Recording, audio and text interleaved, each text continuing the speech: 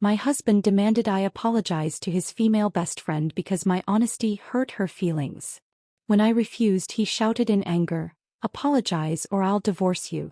I agreed. I went to her house, looked her in the eye, and in front of her husband, I said something that made them both understand why women like me never bow for truth. "Apologize to Scarlett or I'll divorce you."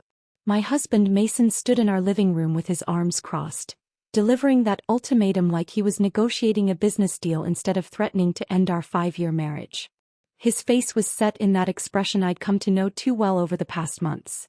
The one that said I was being unreasonable, jealous, impossible to deal with.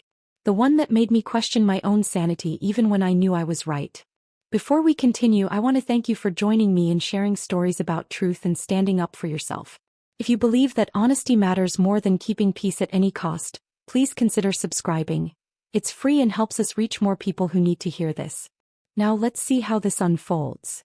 I stared at him, this man I'd promised to love and cherish, and realized I didn't recognize him anymore. Or maybe I'd never really known him at all. Because the Mason I thought I married wouldn't demand I apologize to his female best friend for the crime of noticing their inappropriate relationship. The Mason I thought I married wouldn't gaslight me into thinking I was the problem when his emotional affair with Scarlett Pierce had been happening right under my nose for years. "You want me to apologize to her?" I heard my own voice, calmer than I felt inside. "For what exactly?" "For treating her with suspicion and coldness since the day you met her. For making her feel unwelcome in our lives. For being so jealous that you can't accept I have a meaningful friendship outside our marriage." Mason's voice rose with each accusation, like he was the victim here. "Scarlett's been nothing but kind to you, and you've hurt her feelings with your constant attitude. She deserves an apology, and if you can't give her that, then I don't know if I can stay in this marriage." Something shifted inside me in that moment. Not heartbreak exactly, though that would come later. What I felt was clarity, cold and sharp as a blade. But I'm getting ahead of myself. Let me take you back to the beginning, to when I still believed in the life Mason and I were building together. I'm Aria Montgomery, and for 5 years I genuinely thought I had a solid marriage. We met at a summer barbecue thrown by mutual friends on one of those perfect July afternoons where everything felt possible. Mason was standing by the drink cooler when I walked up, and he looked at me with this genuine smile that made me forget I was supposed to play it cool. We talked for 3 hours straight that day, sitting on the back porch steps while the party continued around us. He listened when I talked about my work as a graphic designer. He asked thoughtful questions about my creative process. He told me about managing operations at a mid-sized logistics company with real enthusiasm, not the fake interest some men use as a placeholder until they can talk about themselves again. What got me was how he paid attention to details. On our first real date, he remembered I took my coffee with just a splash of cream and no sugar. He surprised me with bookstore dates because I'd mentioned loving the smell of new books and the quiet atmosphere. He made me feel seen in ways I hadn't experienced before, like he was actually interested in who I was rather than who he wanted me to be. Our wedding came 2 years later. We kept it small and meaningful, held in a garden venue with string lights wrapped around old oak trees and wildflowers in mason jars on every table. We invited only close family and friends, the kind of intimate ceremony where you actually recognize everyone there and can have real conversations instead of working a receiving line. I wore a simple ivory dress I'd found at a boutique downtown. Mason cried during his vows. My mother pulled me aside during the reception and told me she'd never seen me look happier. We settled into our 2-bedroom apartment in a quiet neighborhood where kids still rode bikes on the sidewalks and neighbors knew each other's names. I worked from home as a freelance graphic designer, which gave me flexibility to manage my own schedule. Mason commuted downtown to his logistics company every morning at 7 and came home around 6 most evenings. We split bills fairly down the middle.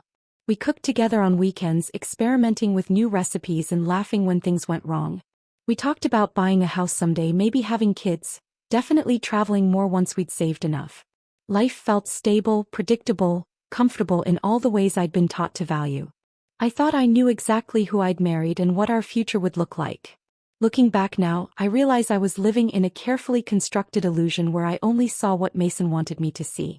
The illusion started cracking about 6 months into our marriage when Mason came home from work one evening with visible excitement radiating off him. He sat me down on our couch and told me his college best friend Scarlett was moving back to town after years working pharmaceutical sales in another state.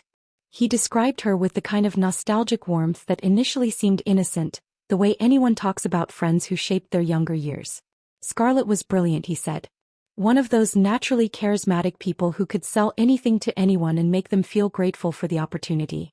She'd been his closest friend during their last 2 years of college, part of a tight group that had stayed up late solving the world's problems and making promises about staying connected forever the way 20-year-olds do. I was genuinely happy for Mason. Everyone needs good friends, especially the kind who knew you before you became the person you are now.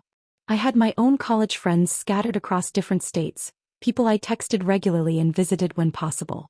Having Scarlett nearby would be good for him, I thought. He'd been mentioning feeling disconnected from old friends lately, missing the easy camaraderie of people who shared history with him. When I finally met Scarlett at a dinner Mason organized at a restaurant downtown, she was exactly as he'd described. Polished and confident in the way pharmaceutical sales representatives learn to be, professionally dressed even for a casual Friday evening, with highlighted hair styled in loose waves and jewelry that spoke to her success without being ostentatious. She had that practiced smile that comes from years of client meetings, warm but slightly impersonal, the kind that makes you feel welcomed but not necessarily seen. She was attractive in a carefully maintained way, the kind of woman who clearly invested time and money in her appearance as part of her professional brand. What struck me immediately was how Scarlett and Mason fell into an easy rhythm within minutes of sitting down. They laughed about professors I'd never met, reminisced about road trips I hadn't been part of, finished each other's sentences in ways that demonstrated deep familiarity. I sat there smiling and nodding, trying to participate when the conversation briefly turned to include me, but mostly feeling like an observer watching a reunion I wasn't part of. It wasn't hostile or deliberately exclusionary. It was just that their shared history created a language I didn't speak, references I didn't understand, inside jokes that required lengthy explanations to make sense to an outsider. Scarlett's husband Elijah was there too, a quiet man who worked as an accountant and seemed equally peripheral to the conversation. He caught my eye at one point while Mason and Scarlett were laughing about something from their sophomore year, and we shared a brief look that I didn't fully understand then but would come to recognize later as mutual acknowledgement of our secondary status. The first small boundary violation happened so subtly I almost didn't notice it.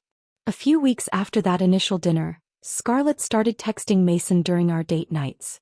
The first time we were at a movie theater waiting for the previews to start when his phone buzzed. He glanced at it, typed a quick response, then put it away with an apologetic smile. 5 minutes later it buzzed again. Then again. By the time the actual movie started, Mason had exchanged a dozen messages with Scarlett about some work presentation she was nervous about.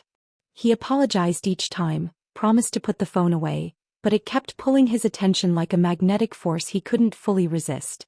This pattern repeated itself over the following months. Dinner dates interrupted by texts about difficult clients. Weekend mornings disrupted by phone calls about Scarlett's marriage problems with Elijah. Late evenings when Mason would be typing responses to messages while we sat on the couch supposedly watching television together. Each time I gently suggested maybe he could text her back later, Mason would look at me with barely concealed disappointment, as if I was failing some fundamental test of understanding and compassion. Then came the spare key incident. Mason gave Scarlett a key to our apartment for emergencies without discussing it with me first. I found out when I came out of my home office one Tuesday afternoon to find Scarlett sitting on our couch with her shoes off, completely at home in my space while Mason made her coffee. She needed to borrow our Wi-Fi for a client call, she explained cheerfully because hers had gone down again. Again, as if this was a recurring pattern I should have known about. I stood there in my own living room feeling like an intruder while Scarlett chatted with Mason about her sales territory and commission structures.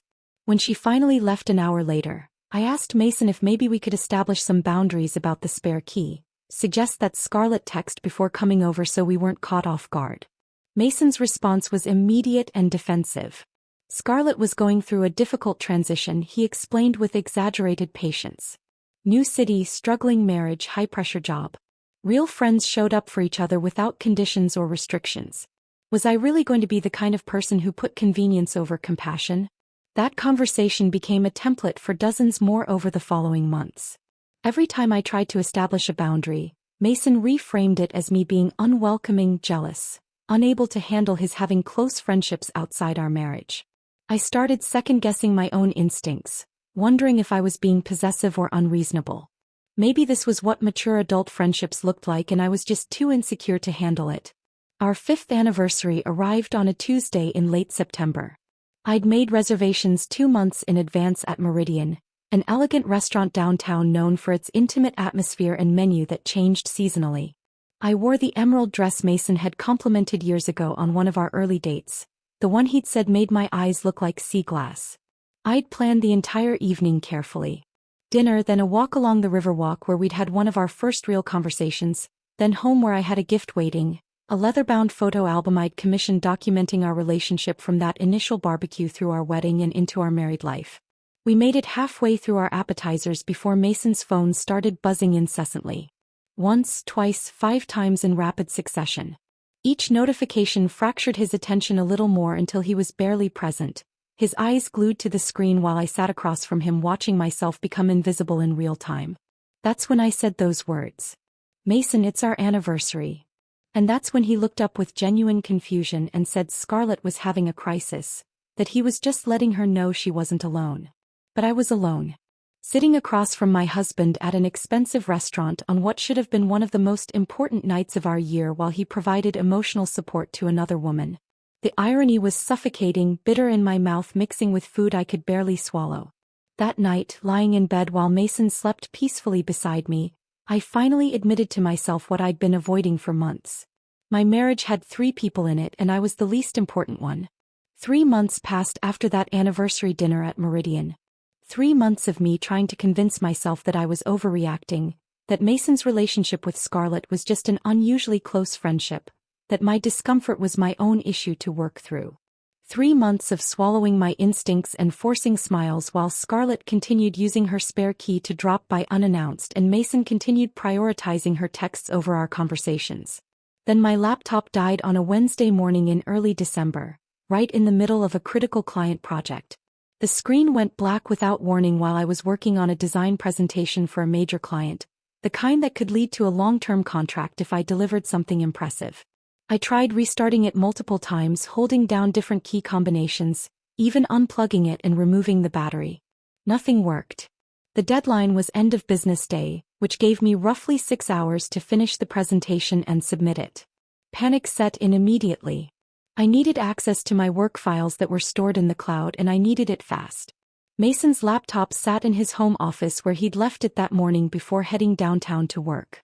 He told me dozens of times I could use it if I ever needed to, that we didn't have secrets from each other, that what was his was mine. I grabbed it without hesitation, powered it up and logged into my cloud storage account through his browser. The presentation files loaded quickly, and I dove back into work mode, racing against the clock to finish the complex layout I'd been building. About an hour in, I realized I needed to reference our tax documents from last year to verify some business expense categories I was illustrating for the client. Mason kept all our financial documents organized in folders on his laptop since he handled most of our administrative paperwork. I opened his file explorer and navigated to where he usually kept our shared documents. That's when I saw it, buried among work files and random downloads in a way that suggested it was deliberately hidden but not well enough. A folder labeled Personal, Private. Something about those 2 words together made my stomach clench with instinct before my conscious mind could process why.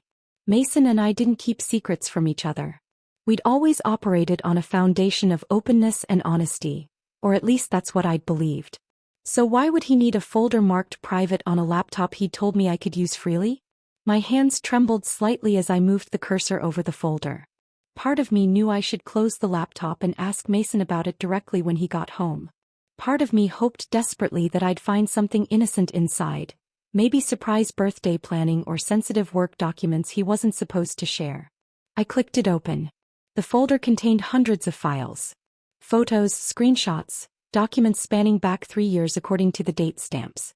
My eyes tried to make sense of what I was seeing, my brain working to categorize and understand before the emotional impact could hit. Mason and Scarlett sitting across from each other at restaurant tables I didn't recognize, leaning in close in conversation that looked far more intimate than casual friendship. Candid shots of Scarlett laughing at something off camera, her face glowing with genuine joy. Selfies of the 2 of them together, his arm around her shoulders, both of them smiling like they shared something precious and private. And screenshots, dozens and dozens of screenshots of text message conversations between them. I clicked on the first screenshot with hands that had gone numb. The timestamp showed 2 in the morning from 6 months ago. Scarlett had written a long paragraph about feeling lost in her marriage to Elijah, about wondering if she'd made the right choices in her life, about missing the connection she used to feel with people who really understood her. Mason's response was equally long, validating every feeling she'd expressed, sharing his own thoughts about paths not taken and connections that transcend normal friendship boundaries. I opened another screenshot. This one from a year ago late at night again. Scarlett writing about how she couldn't sleep because she kept thinking about different versions of her life, different choices she could have made. Mason responding with understanding and his own confessions about wondering what if, about having regrets he couldn't fully articulate to most people. My client deadline was completely forgotten now. I sat frozen at Mason's desk, clicking through screenshot after screenshot, watching a hidden relationship unfold in documented detail. These weren't casual friend check-ins about weekend plans or work advice. These were emotional confessions, intimate late-night conversations where two people shared their deepest feelings and regrets and longings. Then I found the message that would replay in my mind for months afterward, burned into my memory with the precision of acid etching glass. Scarlett had sent it at 2:17 in the morning about 8 months ago, right around the time Mason had started seeming distant and preoccupied at home. The message read, "Sometimes I wonder what life would have been like if we'd gotten together instead of just staying friends back in college. Do you ever think about that?" Mason's response came just 3 minutes later, suggesting he'd been awake and waiting for her message, or that he'd been thinking about her at 2 in the morning instead of sleeping next to his wife.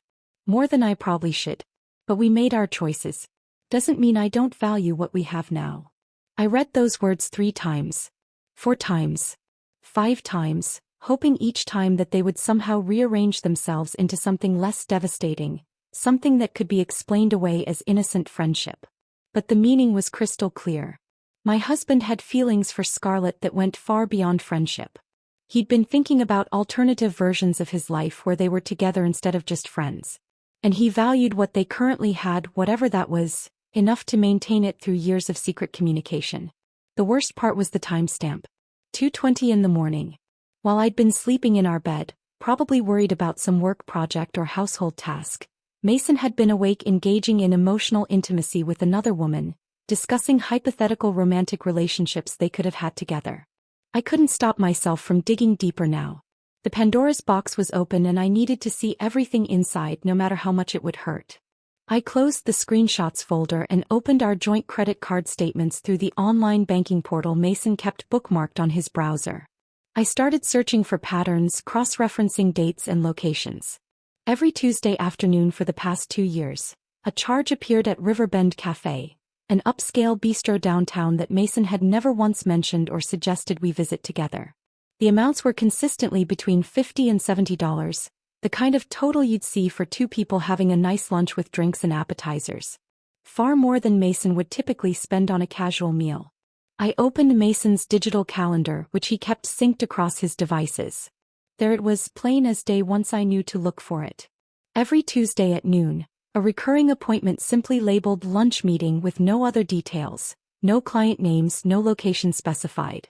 Just a vague 2-hour block that had been on his calendar for years.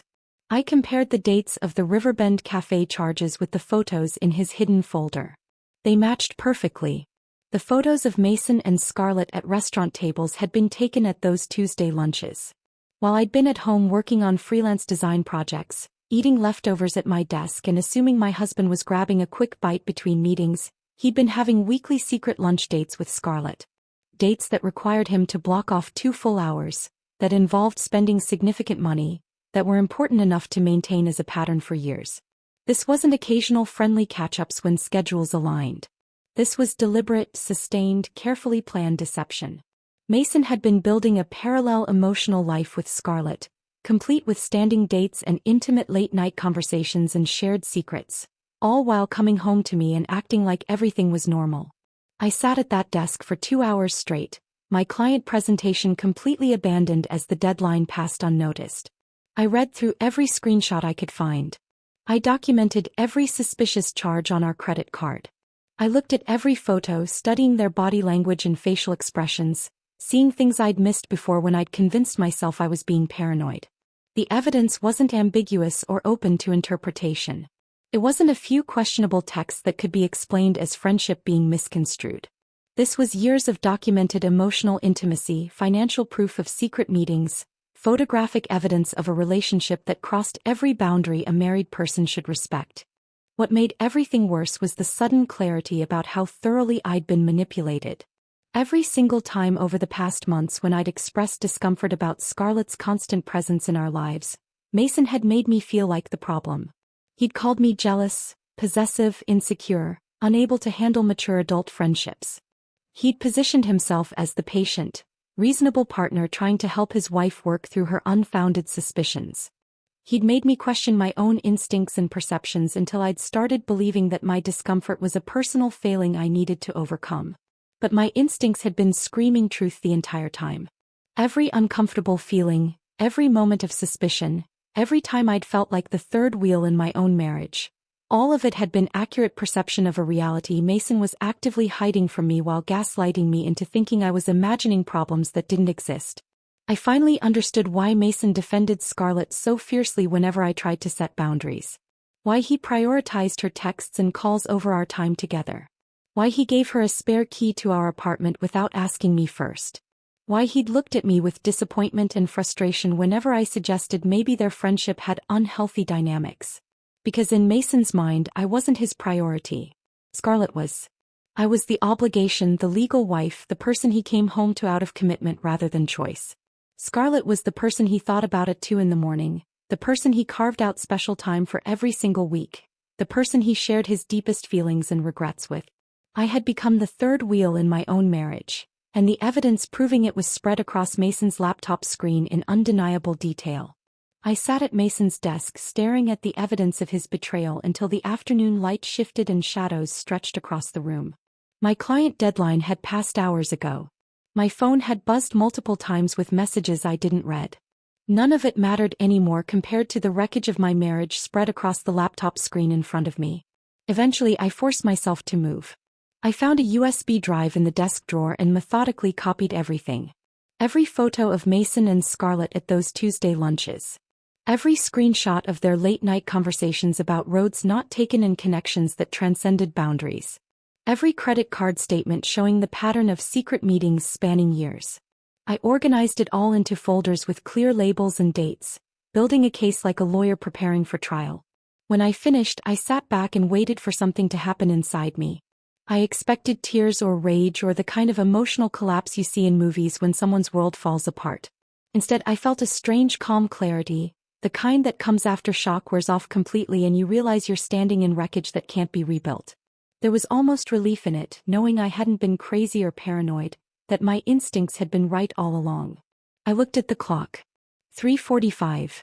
Mason would be home around 6:30 like always, walking through the door with his briefcase and work stress written across his face, expecting dinner and normal evening conversation. I decided to give him exactly that, at least at first. I wanted to see if he could sit across from me and pretend everything was fine, knowing what he'd been hiding. I went to the kitchen and started preparing dinner. Chicken with roasted vegetables, one of Mason's favorites. I set the table with our regular dishes, not the nice ones we saved for special occasions. I even put on background music, a playlist we both liked, creating the illusion of normalcy in our apartment that suddenly felt like a stage set rather than a home. Mason walked through the door at 6:28, right on schedule. He looked tired, his tie loosened and his hair slightly messed from running his hands through it the way he did when work frustrated him. He smiled when he saw me in the kitchen, set down his briefcase and came over to kiss my cheek like he had thousands of times before. "Something smells good," he said, already heading toward our bedroom to change into comfortable clothes. "Rough day with that client presentation?"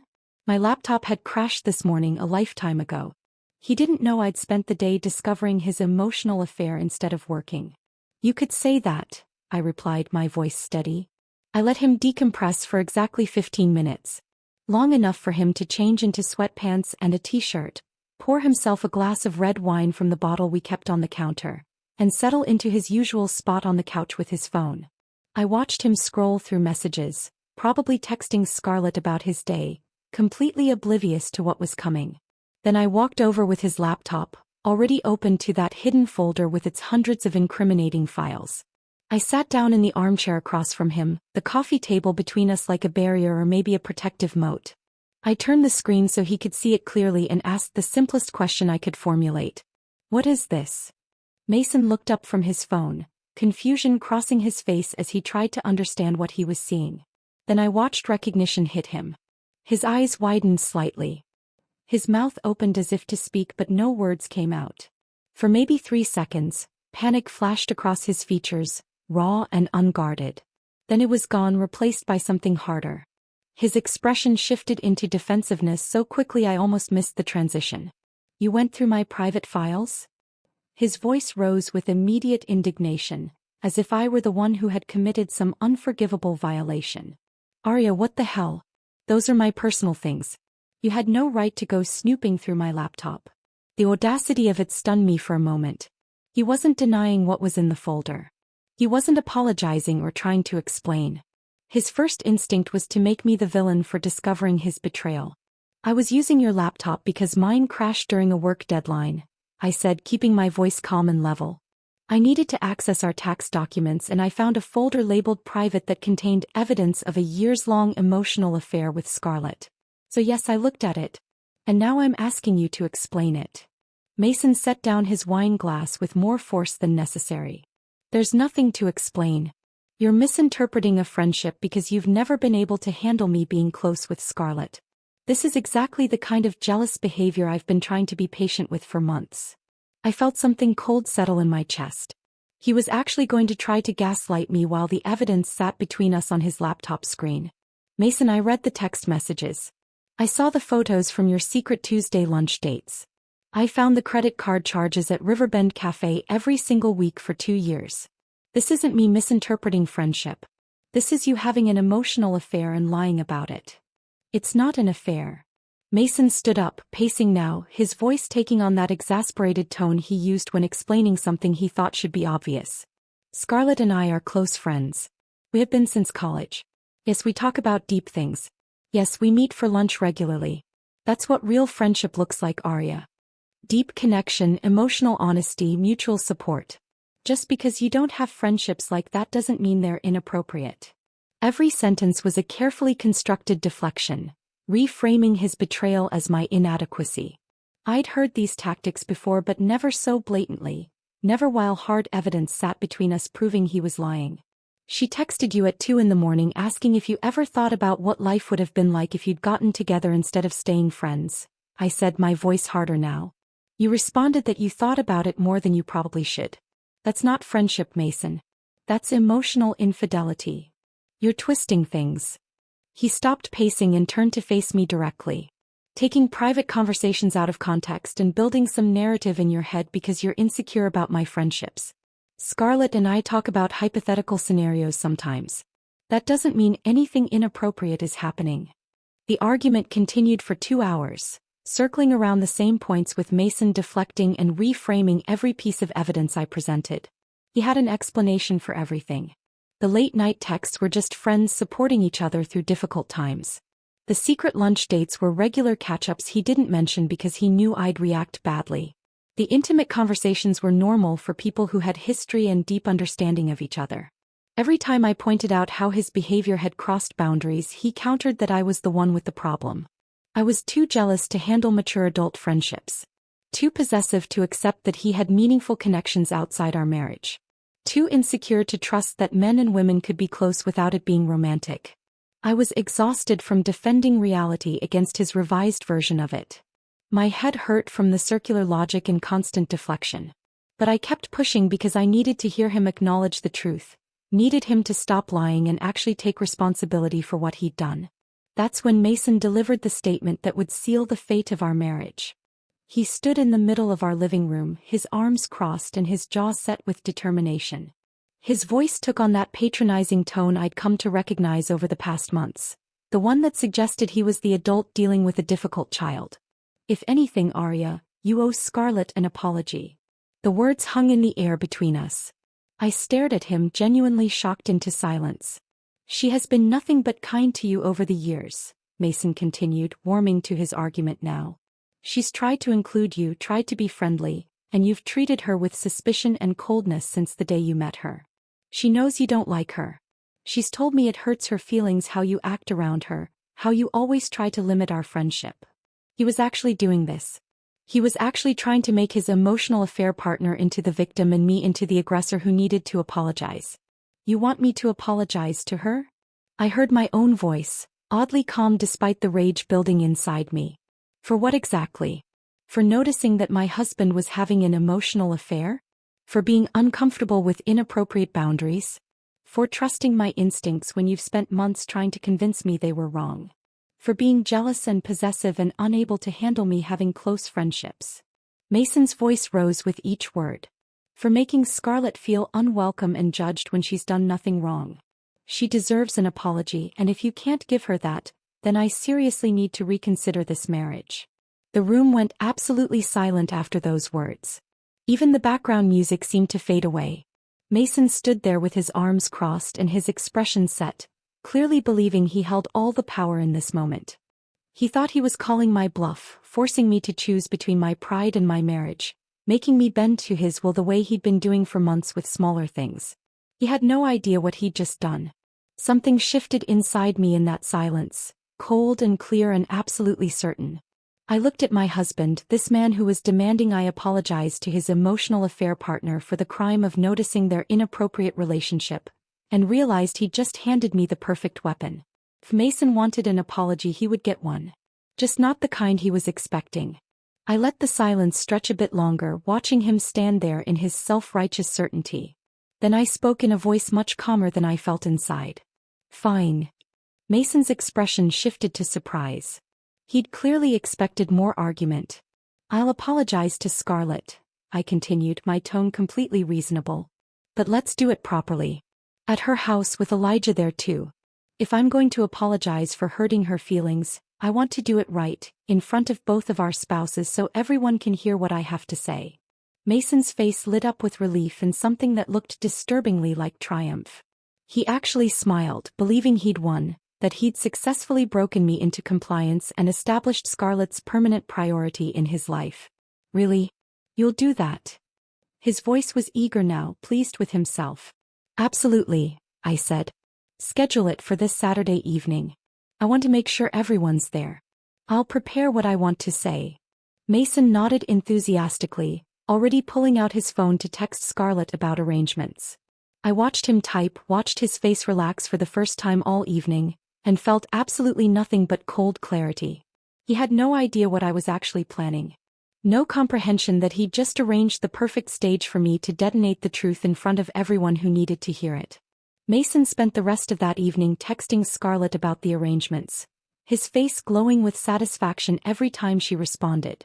I watched him from across the room, this man who believed he'd just won some significant victory, and felt nothing but cold determination settling deeper into my bones. The next morning, Thursday, I woke up with absolute clarity about what needed to happen before Saturday evening. Mason left for work at his usual time, kissing my forehead and reminding me to think about what I wanted to say in my apology. The moment his car pulled out of our parking lot, I returned to his laptop. I spent 3 hours methodically documenting everything.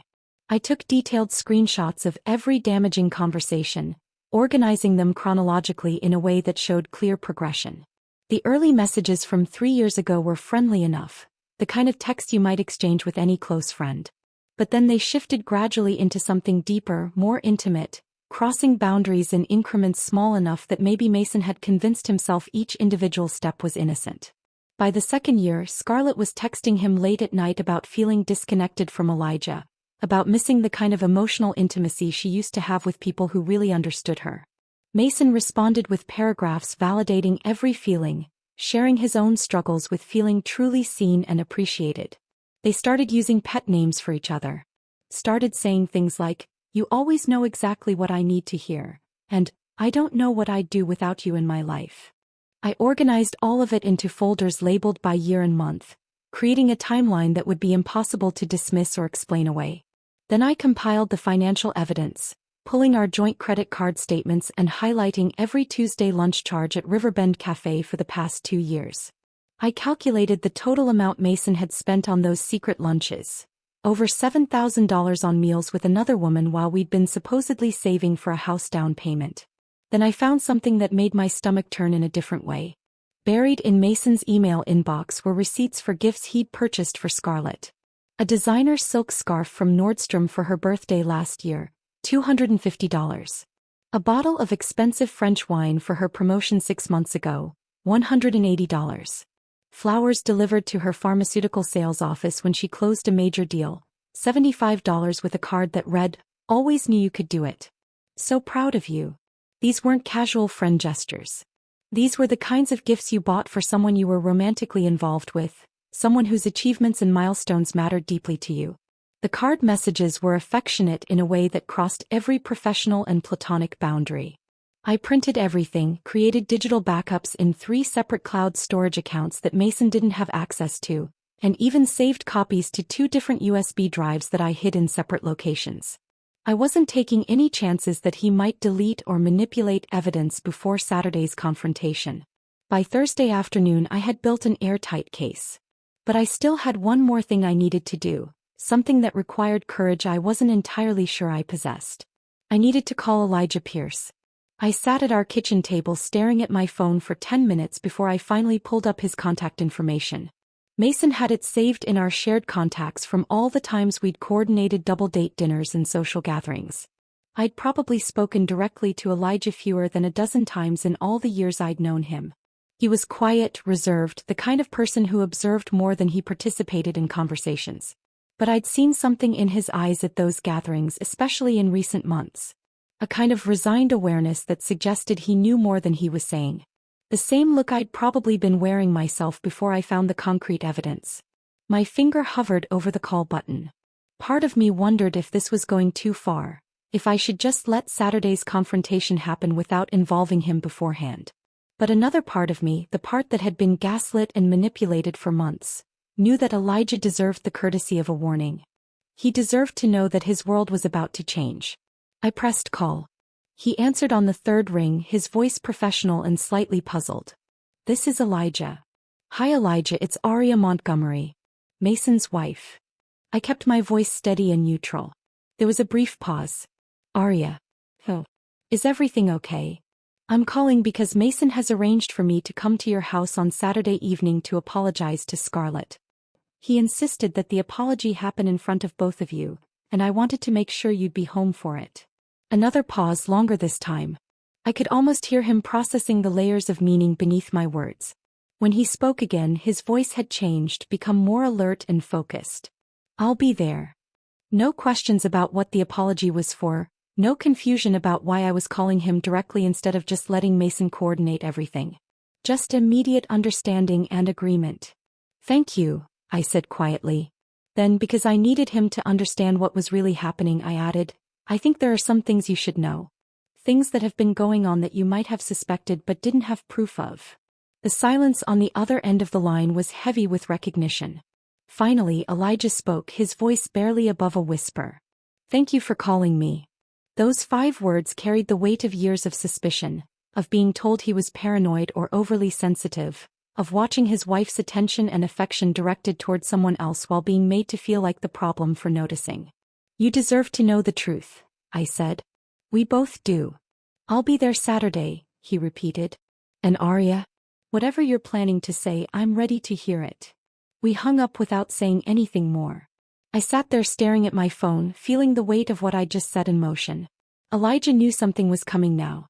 He'd be prepared, alert, watching for the truth I was about to reveal. Meanwhile, Mason came home that evening in an excellent mood. He'd apparently had lunch with Scarlett that day, their regular Tuesday having shifted to Thursday this week for scheduling reasons. He talked enthusiastically about how grateful Scarlett was that I'd agreed to apologize, how much it would mean to her to clear the air, how this would really strengthen all of our relationships moving forward. I nodded and smiled while internally reviewing the evidence I'd compiled. Friday was more of the same. Mason coached me repeatedly on what to say during the apology. He'd actually written out bullet points on his phone that he wanted me to cover. Acknowledge my jealousy. Admit I'd misinterpreted their friendship. Thank Scarlett for her patience with my insecurities. Express gratitude that she'd been willing to give me another chance. He even suggested I bring an expensive bottle of wine as a peace offering. Really show her you're serious about making amends, he said earnestly. I agreed to everything. I practiced the humble facial expressions he suggested. I asked clarifying questions about tone and body language to make him think I was genuinely preparing to deliver the apology he'd scripted. With each coaching session, Mason's confidence grew visibly. His shoulders relaxed. He smiled more easily. He'd successfully trained his wife to perform public submission that would cement his emotional affair partner's permanent priority in his life. Friday evening, he actually hugged me and said he was proud of me for being mature enough to work through my issues. I hugged him back, feeling the unfamiliar weight of deliberate deception. I'd never been good at lying or hiding my feelings. But something had shifted inside me since discovering that hidden folder on his laptop. I'd learned from the master.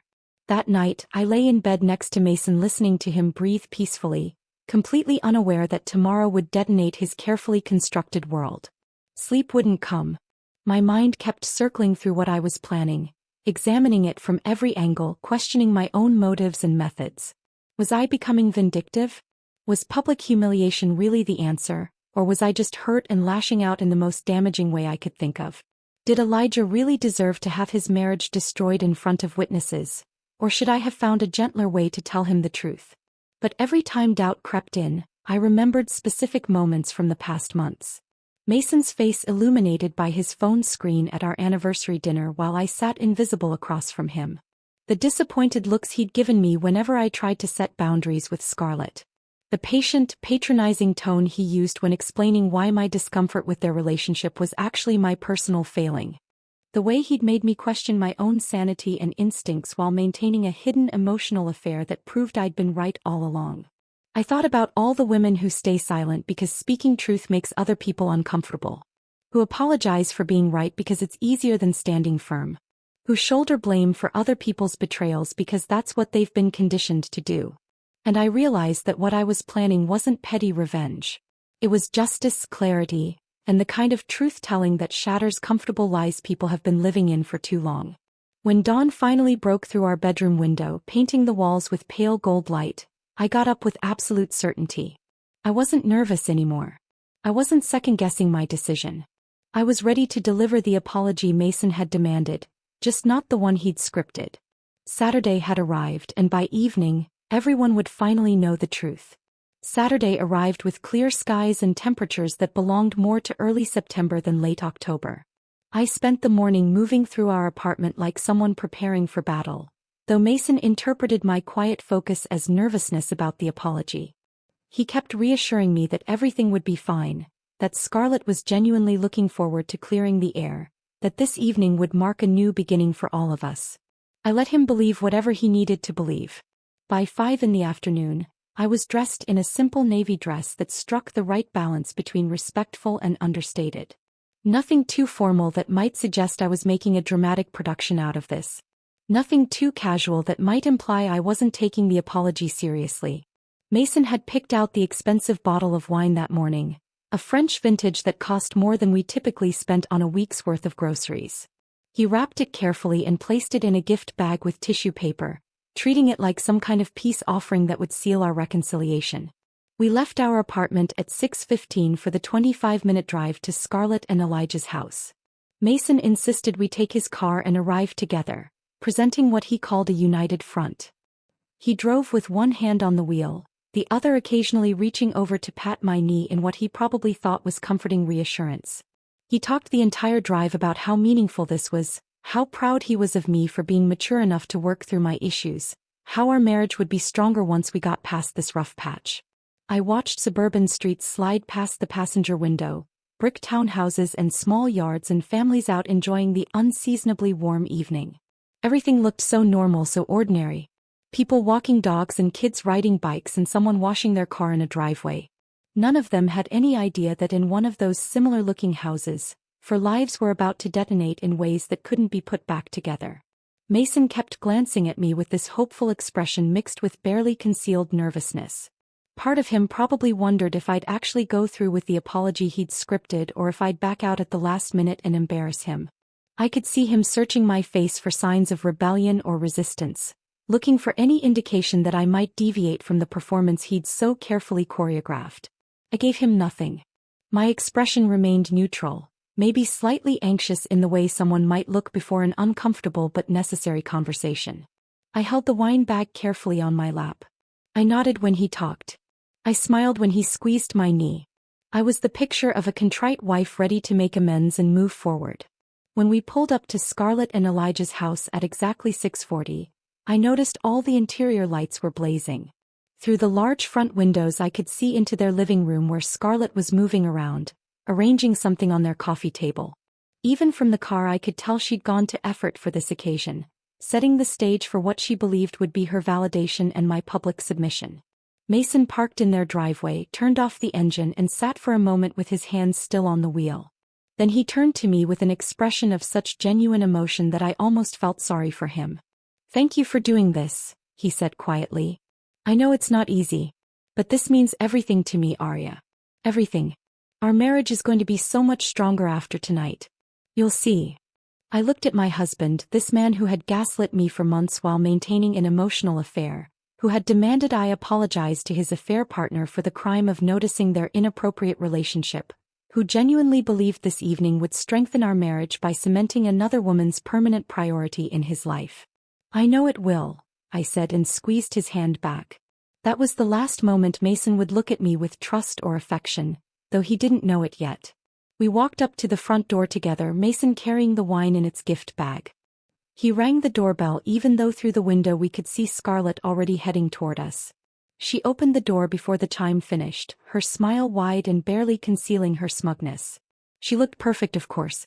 Designer jeans that probably cost $300, paired with a cream silk blouse that had that effortless elegance expensive clothing always manages to project.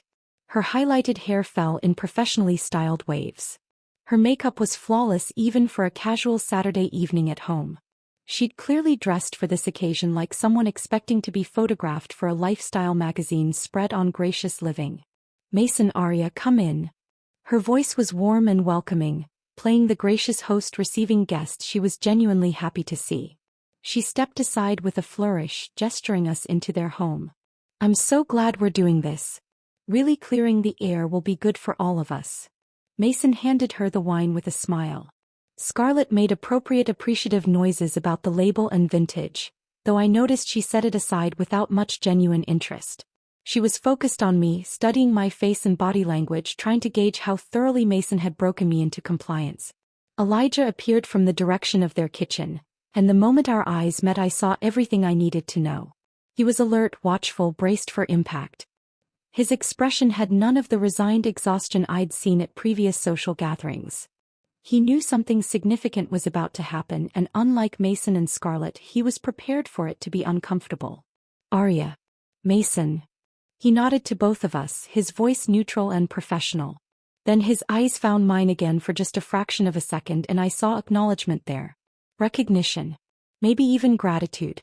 We all moved into their living room according to some unspoken choreography that felt rehearsed despite none of us having planned it. Scarlett and Elijah settled onto their gray sectional couch, sitting close enough to appear united but with enough space between them that suggested the distance in their marriage. Mason and I took matching armchairs positioned across from them, a glass coffee table creating a barrier between us. The coffee table held wine glasses already poured, a carefully arranged cheese board with what looked like expensive selections from a specialty shop, small plates and napkins positioned just so. Scarlett had clearly spent time staging this scene, creating the perfect setting for receiving an apology that would validate years of boundary violations and inappropriate behavior. The room itself felt theatrical under the bright lighting. Like we were all actors who'd been given scripts, except only I knew what the real plot was about to be. Mason settled into his chair and gave me an encouraging nod. His expression radiated barely contained excitement mixed with relief. He thought he'd won. He'd successfully trained his wife to perform public submission that would cement his emotional affair partner's permanent position in his life while putting his actual wife in her proper place as the lesser priority. Scarlett folded her hands in her lap with gracious expectation, her posture perfect, her expression carefully arranged into magnanimous forgiveness. She was ready to receive my contrition and accept my apology with the kind of generous spirit that would make her look even better in Mason's eyes. Elijah leaned back slightly against the couch cushions, his arms crossed loosely, watching everything with focused intensity. He was the only person in that room besides me who understood that something was about to shift. I took a deliberate breath and set down my wine glass on the coffee table. The sound of glass meeting would seem unnaturally loud in the expectant silence. I looked directly at Scarlett, holding her gaze, and began speaking in a voice that was calm and measured and gave nothing away. Scarlett, I want to start by saying that Mason was absolutely right. I paused, letting those words settle in the room, watching her smile widen slightly with validation. I do owe you an apology. Another pause. Scarlett's posture relaxed fractionally. Mason's face lit up with relief and satisfaction. Elijah's expression didn't change at all, but I saw his eyes sharpen with attention. But not for the reasons you think. The atmosphere in that living room shifted so dramatically I could almost feel the air pressure change. Mason's encouraging smile faltered and froze on his face.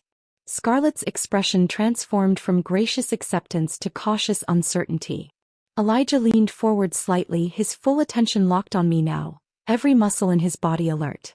I continued in that same calm, measured voice, not raising my volume or changing my tone. Just speaking truth with the kind of clarity that comes from absolute certainty.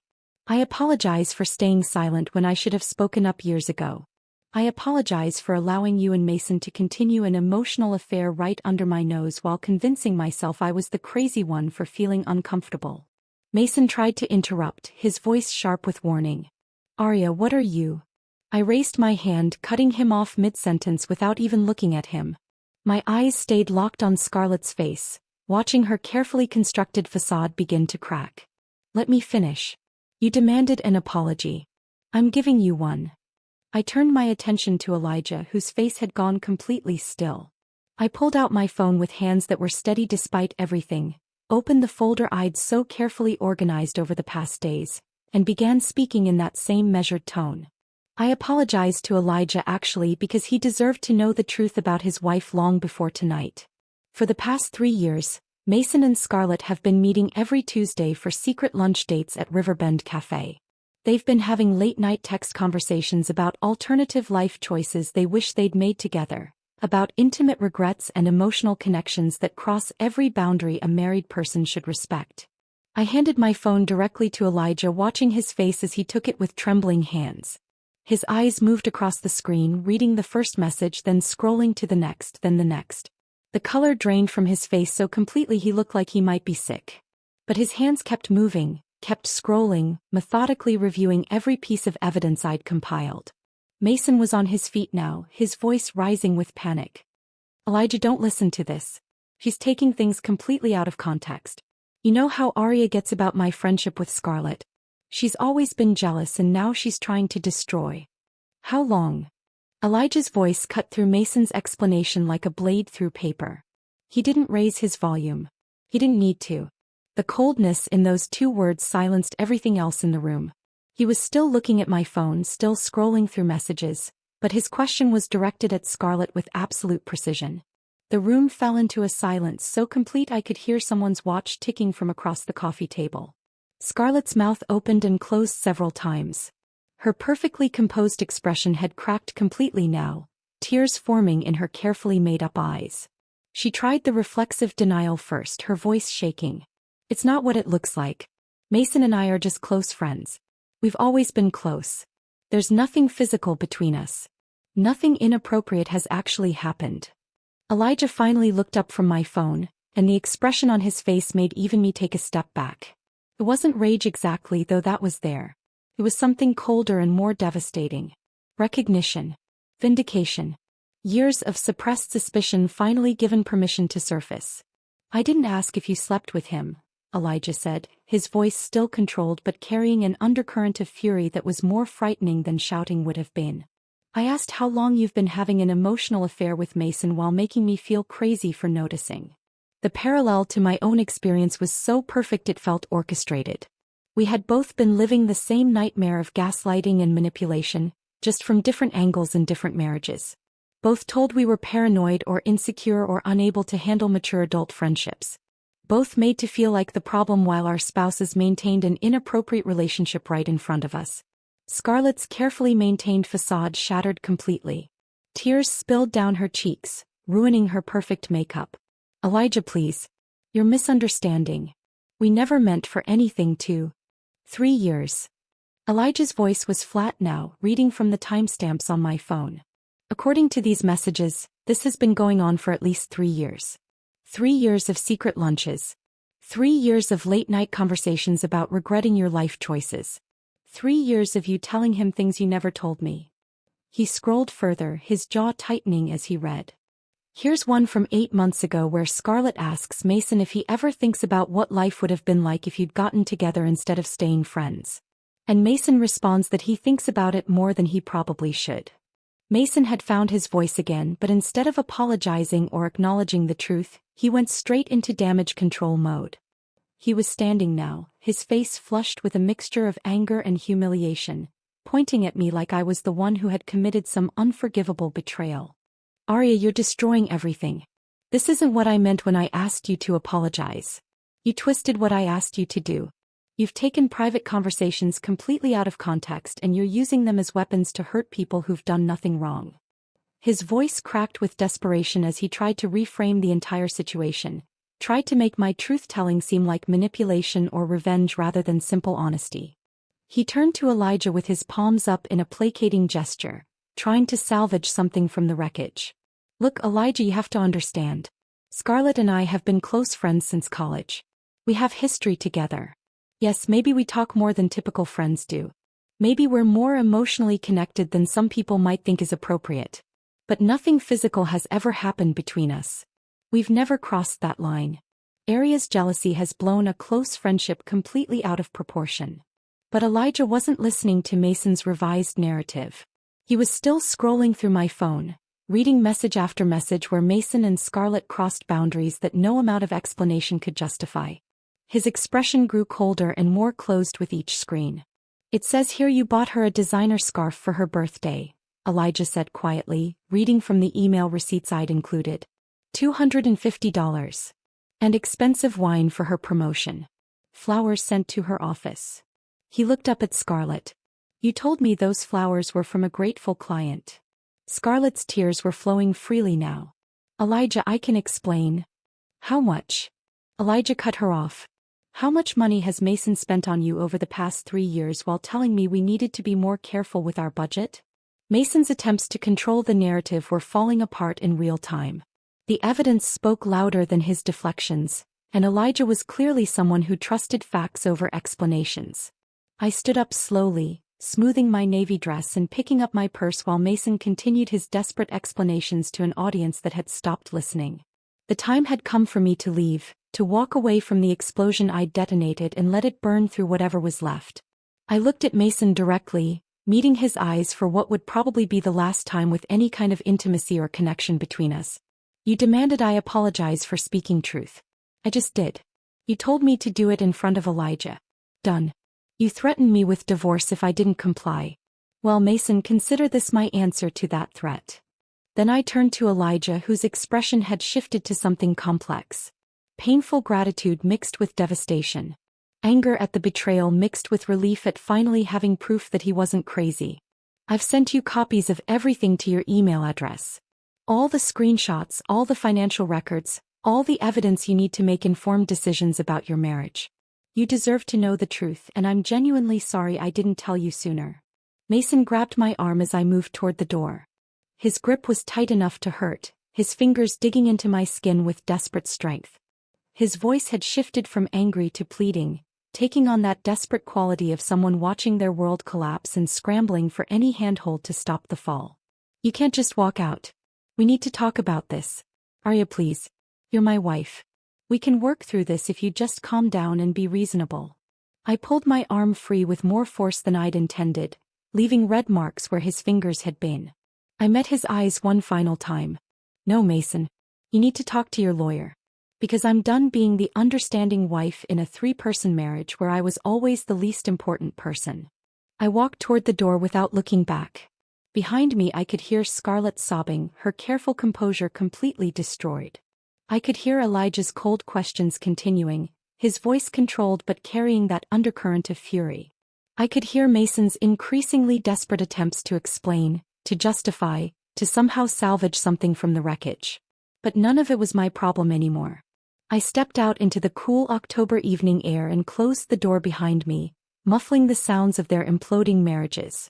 The suburban street was quiet, peaceful even, completely at odds with the devastation I'd just left behind. I pulled out my phone with shaking hands and called for a rideshare, my fingers fumbling over the screen. The driver arrived within 10 minutes. I climbed into the back seat and gave him my address, then spent the entire 30-minute drive staring out the window at suburban streets passing by. Houses with lights on and families inside. People living their normal Saturday evenings completely unaware that in one similar-looking house, their lives had just detonated in ways that couldn't be put back together. Part of me wondered if I should feel guilty for the devastation I'd caused. I'd destroyed my own marriage, yes, but I'd also destroyed Scarlett and Elijah's. I'd humiliated Mason and Scarlett publicly. I'd handed Elijah information that would likely haunt him for years. But mostly I felt relieved, like I'd finally stopped carrying a weight I hadn't realized was crushing me for so long. When the rideshare dropped me off at our apartment building, I walked through the lobby and up to our floor feeling like I was moving through a different world than the one I'd left that morning. I unlocked our door and stepped inside, and immediately the space felt different. Lighter somehow. Less suffocating. Mason's things were everywhere. His jacket on the hook by the door. His shoes lined up near the entrance. His laptop still sitting on the desk where I'd discovered everything.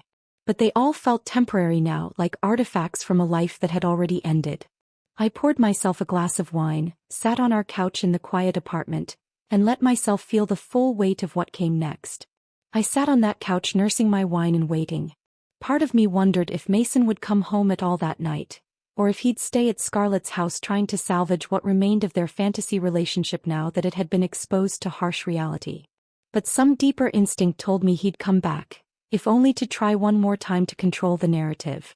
His key turned in the lock at 11:47. I'd been watching the clock, noting each passing hour, existing in that strange suspended state between exhaustion and hyper-awareness. The door opened and Mason walked in, and the man who entered our apartment looked nothing like the confident husband who'd left it just 5 hours earlier. His face was ravaged. Eyes red and swollen from what must have been crying, though I'd never seen Mason cry except at our wedding. His hair stood up in places where he'd clearly been running his hands through it repeatedly. His shirt was wrinkled and partially untucked. He looked like someone who'd aged a decade in an evening. He stood in the doorway staring at me for a long moment. Then he closed the door behind him with careful control and walked into the living room. The look on his face was something I'd never seen before. Equal parts devastation and fury, grief and rage, all competing for dominance across his features. "How could you do that?" His voice came out raw, scraped clean of its usual confident tone. "How could you humiliate me like that? Destroy my friendship? Share private conversations that you had no right to see in the first place?" I took another sip of wine and said nothing. I'd said everything that needed saying at Scarlett's house. Now it was Mason's turn to deal with consequences. He started pacing, his movements jerky and agitated. "You violated my privacy. You went through my personal files, read my private messages, and then you weaponized them to hurt people who've done nothing wrong. Do you understand what you've done? You've destroyed 2 marriages because you couldn't handle me having a close friendship." This was the anger phase. I recognized it from articles I'd read about how people respond to being caught in affairs. Deny, deflect, attack. Make the person who discovered the betrayal into the villain. I let him pace and rant for 20 minutes, cycling through accusations about my jealousy and insecurity and inability to trust. Then he shifted strategies, sitting down on the armchair across from me with his elbows on his knees, hands clasped together in a posture that suggested vulnerability and remorse. "Look, I know I made mistakes," he said, his voice softer now, more reasonable. "Maybe Scarlett and I got too close. Maybe I didn't set appropriate boundaries. But we can work through this, Arya. We can go to couples therapy. I'll put distance between myself and Scarlett. Whatever you need." Our marriage is worth fighting for. This was the bargaining phase. Promising change, offering concessions, trying to negotiate a path forward that would minimize his losses. I set down my wine glass and looked at him directly. Mason, I'm filing for divorce. His face went through another rapid evolution of expressions. Shock first, as if he genuinely hadn't considered that possibility. Then calculation, probably running through options for damage control. Then manipulation, his features arranging themselves into wounded confusion. You're overreacting, he said, his voice taking on that patronizing tone I'd come to know so well. You're emotional right now, understandably. But destroying our marriage over a friendship that you misinterpreted isn't the answer. You're letting your insecurities ruin something good. This is exactly what I was trying to help you work through. And there was. Even now, even caught with irrefutable evidence of his emotional affair, Mason was trying to make this my failing. My insecurity. My misinterpretation. My inability to handle mature adult relationships. I stood up and walked to our bedroom without another word, closing and locking the door behind me. I heard Mason call after me, heard him try the door handle, heard him spend another hour pacing the living room.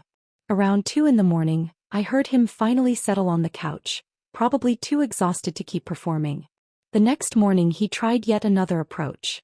The wounded husband who just wanted to save his marriage. He called in sick to work and spent the entire day following me around our apartment, trying to initiate conversations about rebuilding trust and moving forward together. But I was done. Done fighting. Done explaining. Done accepting blame for other people's betrayals. On Tuesday morning, exactly 1 week after I'd detonated our lives at Scarlett's house, I called Victoria Brennan. I'd gotten her name from a colleague who'd been through a similar situation and spoke highly of her strategic approach to difficult divorces. Victoria had a reputation for being thorough, uncompromising, and completely unsympathetic to spouses who tried to manipulate proceedings through gaslighting and blame shifting. Her office was downtown in one of those modern buildings with floor-to-ceiling windows overlooking the city. Victoria herself was in her mid-50s, professionally dressed in a way that suggested she took her work seriously. She had sharp eyes that missed nothing and a direct manner that I found immediately reassuring. Our first consultation lasted 2 hours. I showed her everything. The screenshots organized chronologically, the credit card statements showing the pattern of secret lunches, the photos, the email receipts for gifts Mason had bought Scarlett. Victoria reviewed each piece of evidence with focused intensity, occasionally making notes on her tablet, asking clarifying questions about dates and context. When she finished reviewing everything, she sat back in her chair and gave me her assessment with the kind of straightforward honesty I desperately needed. Emotional affairs are harder to prove than physical ones in divorce proceedings, but the documentation you've compiled is exceptionally comprehensive. This shows a clear pattern of deception spanning years, financial evidence of resources being diverted outside the marriage, and communication that crosses appropriate boundaries. We can absolutely use this. She laid out her recommended strategy. File for divorce on grounds of marital misconduct based on emotional infidelity. Push for a favorable settlement given Mason's documented pattern of deception and the emotional harm it had caused. Be prepared for Mason to claim I'd violated his privacy by accessing his laptop, but counter that I'd discovered the evidence accidentally while using his computer for legitimate work purposes, and that the content of what I found justified further investigation. He'll try to make you the villain, Victoria said with the confidence of someone who'd seen this exact scenario play out dozens of times. He'll claim you're jealous, vindictive, unable to handle his having friendships. He'll try to reframe his emotional affair as innocent closeness that you misinterpreted. Don't let him. The evidence speaks for itself. I hired her on the spot. 2 weeks after the explosive apology at Scarlett's house, I received an email that surprised me. The sender was Elijah Pierce, and the subject line was simply, "Thank you." I opened it with curiosity mixed with apprehension. The message explained that Elijah had filed for divorce the Monday after our confrontation, armed with the evidence I'd provided. He wrote about years of suspecting something was wrong but convincing himself he was being paranoid, that Scarlett's friendship with Mason was innocent even when his gut screamed otherwise. My apology had given him both validation and proof. The evidence I'd compiled had made it impossible for Scarlett to deny or minimize what had been happening. He asked if we could meet for coffee sometime, carefully clarifying that it wasn't anything romantic or complicated. He just wanted to talk with someone who understood exactly what it felt like to be the third priority in your own marriage, to be gaslit into doubting your own perceptions while your spouse maintained an inappropriate relationship right in front of you. I agreed to meet him, curious about this quiet man I'd barely known despite years of forced social gatherings at couple events. We met at a small cafe downtown on a Wednesday afternoon. Elijah looked different than I'd ever seen him. The resigned exhaustion that had always characterized his expression at parties was gone, replaced by something more solid and present. He looked like someone who'd finally stopped carrying a weight he'd been bearing for too long. Our conversation flowed easily in ways I hadn't expected.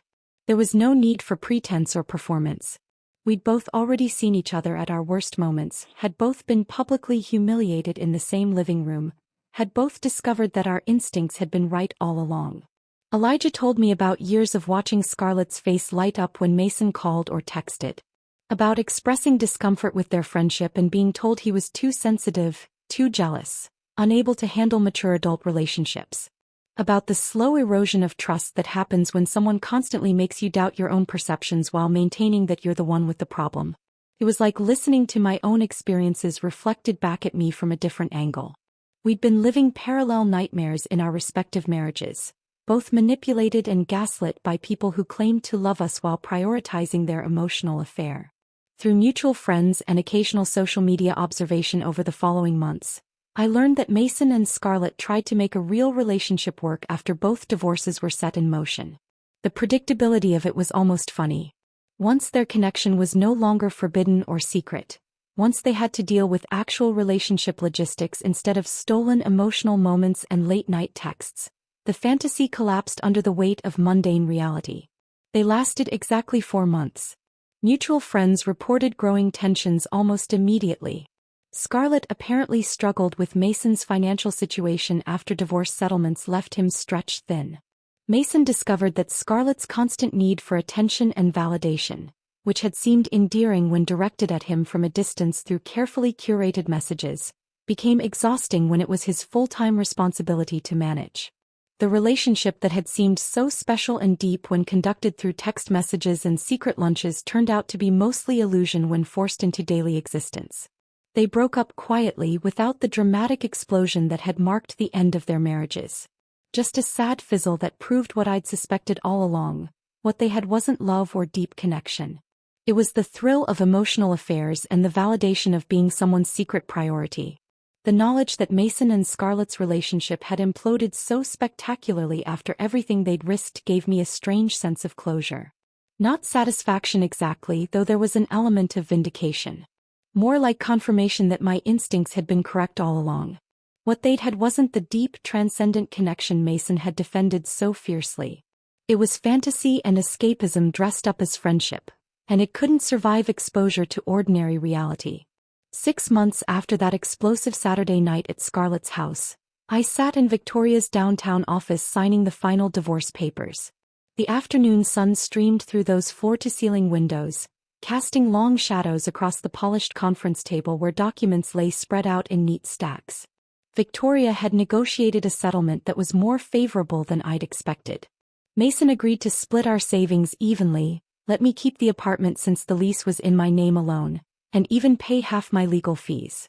Victoria suspected his unusual generosity stemmed from wanting to end proceedings quickly before more details of his relationship with Scarlett became public record. His colleagues and family were already asking uncomfortable questions about why his marriage had ended. Prolonging the divorce would only invite more scrutiny he couldn't afford. I signed my name on page after page, watching my signature legally transform me back into just Aria Montgomery. No hyphenated name. No legal ties to Mason remaining except these final documents that would be filed away in some courthouse archive. Each signature felt like closing a door that I'd been trying to shut for months but kept getting wedged open by Mason's attempts at reconciliation and manipulation. When I signed the last page, Victoria smiled and extended her hand. "Congratulations. You're officially divorced." I shook her hand, gathered my copies of the paperwork, and walked out of her office carrying a folder that officially ended one chapter of my life and began another. I'd expected this moment to feel heavier, sadder.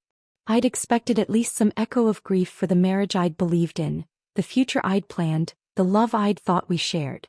Instead, I felt lighter than I had in years. Like I'd finally removed a heavy winter coat I'd been wearing for so long I'd forgotten what it felt like to move freely. The afternoon sun seemed brighter as I walked to my car, warmer on my skin, carrying the kind of promise that comes with genuine new beginnings. My weekly coffee meetings with Elijah had continued throughout the divorce proceedings.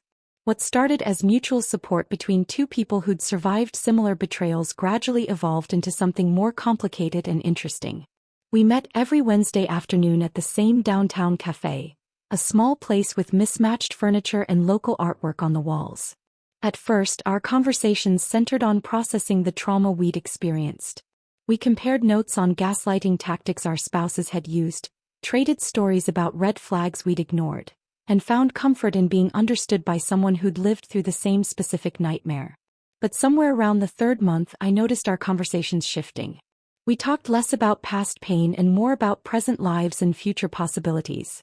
Elijah mentioned a promotion at his accounting firm that came with new responsibilities he found genuinely exciting. I talked about a freelance design client who gave me creative freedom I hadn't experienced in years, letting me experiment with concepts I'd been too cautious to try before. We discovered shared interests that had nothing to do with our failed marriages. We both loved old black and white films from the 40s and 50s, the kind with clever dialogue and cinematography that felt like art. We both preferred hiking trails that were slightly difficult to find, the ones that required research and effort but rewarded you with solitude and views that more popular trails couldn't offer. We both appreciated quiet mornings where silence felt comfortable instead of awkward, where you didn't need to fill every moment with conversation. One Wednesday afternoon in early spring, Elijah suggested we meet for dinner instead of coffee. Something about the way he asked made it clear this was a different kind of invitation, a shift from friendly support to something more intentional. "There's a new Italian place that opened downtown," he said, his voice carrying a hint of nervousness I found endearing. "I thought maybe we could try it together. If you're interested." I looked at this quiet man who'd survived the same betrayal I had, who understood without explanation what it felt like to be gaslit and manipulated by someone you trusted. We were both gun-shy about jumping into anything serious, both carrying damage that would take time to heal. But we'd built something honest between us over these months of Wednesday afternoon conversations. A foundation based on truth instead of illusion, on genuine understanding instead of fantasy. "I'd like that," I said. We took things slowly, both aware that trust rebuilds gradually after being thoroughly demolished. But the foundation felt different this time. Solid in ways my marriage to Mason never had been. I ran into Mason unexpectedly on a Saturday afternoon about 8 months after our divorce was finalized. I was in the grocery store produce section, reaching for a bag of organic apples, when another hand reached for the same bag at exactly the same moment. We both pulled back, started to apologize, then recognized each other. Mason looked different than the last time I'd seen him. Older, somehow more worn. New lines had formed around his eyes and mouth, the kind that come from stress and difficult realizations rather than laughter. His hair had more gray in it. He'd lost weight, but not in a healthy way, more like he'd stopped caring about regular meals. We stood there awkwardly for a moment, both of us holding vegetables we no longer wanted, neither sure what the protocol was for unexpected encounters with ex-spouses in produce sections. "Arya," he said finally. "How are you?" I kept my answer simple and honest. "I'm good. Working on some interesting design projects. Enjoying the apartment. Building a life that feels right." Mason nodded, something that might have been genuine happiness crossing his face. "I'm glad you're doing well." He looked like he wanted to say something more significant, wrestling with words that wouldn't quite form. Finally, he spoke quietly, almost too soft for me to hear over the ambient grocery store noise. "I made mistakes. A lot of them. I handled our marriage poorly. I wish I'd listened when you tried to tell me the truth about my relationship with Scarlett. The apology was real, I could hear that. But it came far too late to change anything between us. Some things can't be unsaid, some damage can't be undone." I appreciated the acknowledgement but felt nothing beyond that. No anger anymore. No hurt. Just recognition that this was a person I used to know who taught me important lessons about boundaries and self-trust. "I appreciate you saying that," I replied. There was a pause. Then I asked because some part of me was curious about how their story ended. "How's Scarlett?"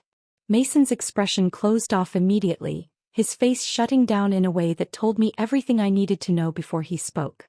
We broke up. Months ago. Turns out what we had didn't translate well into an actual relationship once it wasn't secret anymore.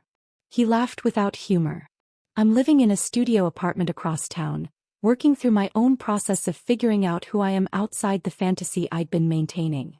We parted cordially after that, both of us aware that some bridges once burned can never be rebuilt. They can only be acknowledged as part of the landscape that shaped us into whoever we become next. Today I live in an apartment that no longer carries any trace of Mason or our marriage. I redecorated completely after the divorce finalized, erasing visual reminders and replacing them with choices that reflect only my taste and preferences. The bookshelves hold novels I actually want to read rather than impressive titles Mason thought we should display. The walls feature artwork from local artists whose work speaks to me rather than pieces chosen to impress dinner guests. The furniture is arranged for my comfort and daily life rather than entertaining couples I never wanted to host. The silence here isn't lonely. It's peaceful. The sound of a life reclaimed, of boundaries respected, of truth spoken without apology. Elijah and I are still taking things slow, still rebuilding trust that was demolished in our previous marriages. But what we're building feels different this time. Honest instead of performed. Based on respect instead of manipulation. Built between two people who understand the value of truth because we both paid the price for living in lies. I think about that night sometimes. That explosive apology that detonated multiple lives in Scarlett's carefully staged living room. Part of me still wonders if I could have handled it differently, more privately, with less public devastation for everyone involved. But mostly I understand that some truths need to be spoken loudly. They need to be witnessed by everyone who's been affected by the lies. Mason wanted me to kneel and apologize for hurting Scarlett's feelings. I gave him exactly what he demanded. I just made sure the apology revealed every uncomfortable truth he'd been working so hard to hide. The moral crystallized clearly over these months of rebuilding. Never force an apology from a woman who speaks truth, because women like me don't apologize for seeing clearly. We apologize for staying silent too long.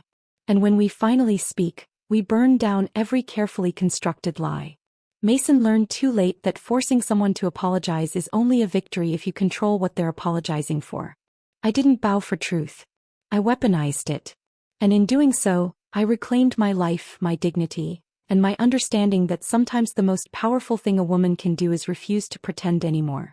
The silence I live in now isn't the silence of submission. It's the silence of peace that comes after you finally stop carrying other people's lies and start living in the clear, bright light of your own truth.